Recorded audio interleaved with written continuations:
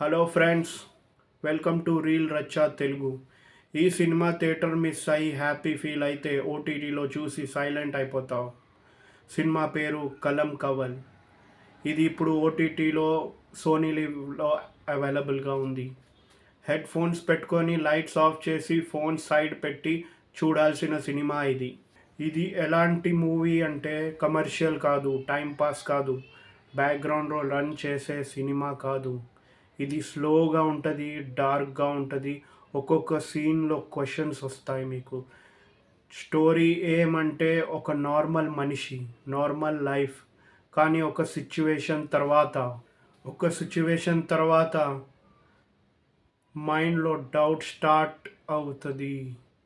అదే నిజం, భయమా లేక ఇమాజినేషనా?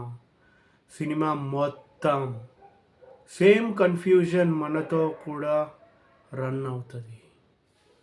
ట్విస్ట్ చెప్పను, సీన్స్ చెప్పను, ఎక్స్పీరియన్స్ మాత్రమే. టెక్నికల్ ఆస్పెక్ట్స్కి వస్తే సినిమాటోగ్రఫీ, కెమెరా వర్క్ చాలా క్లోజ్గా ఉంటుంది. ఫేస్, ఐస్, డార్క్ ఫ్రేమ్స్ ఓటీటీలో చూస్తే డీటెయిల్ క్లియర్గా కనిపిస్తుంది. సౌండ్ డిజైన్, బీజిఎంకి వస్తే బ్యాక్గ్రౌండ్లో silence, sudden sound spikes, headphones పెట్టుకొని టెన్షన్ డబల్.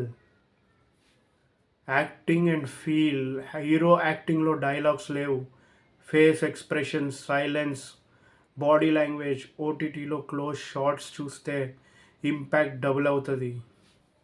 నైట్ టైంలోనే చూడాలి, పేషెన్స్ ఉంటే చూడు. సైకలాజికల్ మూవీస్ ఇష్టమైతే మస్ట్ వాచ్.